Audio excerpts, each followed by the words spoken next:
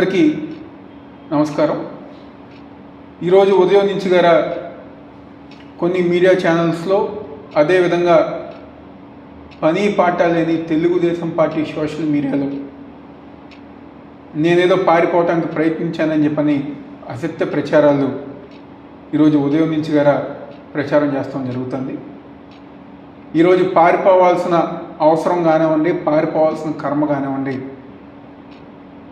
నాకేమీ లేదు, అలాంటి అవసరం కూడా నాకు లేదని చెప్పి ఈరోజు ఈ యొక్క మీడియా ద్వారా మీ అందరికీ చెప్పదలుచుకున్నాను. దాదాపుగా 2 నెలల నుంచి గారా విజయవాడలో మా కార్యాలయంలో కానివ్వండి, మా వైఎస్ఆర్ కాంగ్రెస్ పార్టీ ఆఫీస్ కార్యాలయంలో కానివ్వండి, తూర్పు నియోజక ప్రజానికానికి కానివ్వండి 24 గంటలు అందుబాటులో ఉంది. దేనికి పారిపోవాలి? నిజంగా కోర్టు వారు కనుక మేము తప్పు చేశానని చెప్పని భావిస్తే కోర్టు వారు ఏ నిర్ణయం తీసుకున్నా లేకపోతే ఏ శిక్ష విధించినా దాన్ని దమ్ముగా స్వీకరించి దాన్ని ఇచ్చేస్తాం.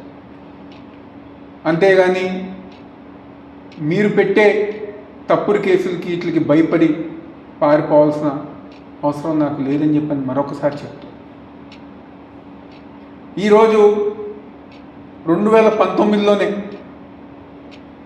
ఈ రాష్ట్ర ప్రజానికానికి తెలుసు, మరీ ముఖ్యంగా ఆ రోజున్న తెలుగుదేశం పార్టీ సోషల్ మీడియా గారు తెలుసు.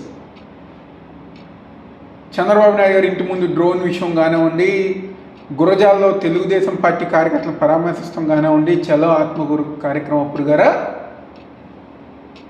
మిగిలిన తెలుగుదేశం పార్టీ నాయకులకు నేనేం పారిపోలే. ఆ రోజు దమ్ముగా ధైర్యంగా వెళ్ళా, ఫేస్ చేశా. మా తండ్రి దేవినేని రాజశేఖర్ నెహ్రూ గారు మాకు జన్మనిస్తంతో పాటు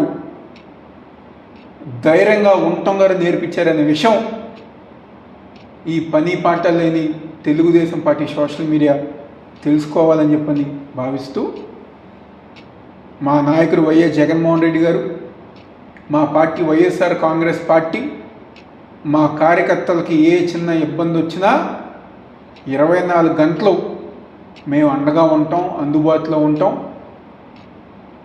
పార్టీ కార్యక్రమాలన్నీ గారు ముందుకు తీసుకెళ్తామని చెప్పిన సందర్భంగా చెప్తూ దయచేసి రాష్ట్ర ప్రజానికాన్ని, వైఎస్ఆర్ కాంగ్రెస్ పార్టీ నాయకుల్ని, కార్యకర్తల్ని ఇలాంటి అసత్య ప్రచారాలు నమ్మవద్దని చెప్పని మనస్ఫూర్తిగా కోరుకుంటున్నాను.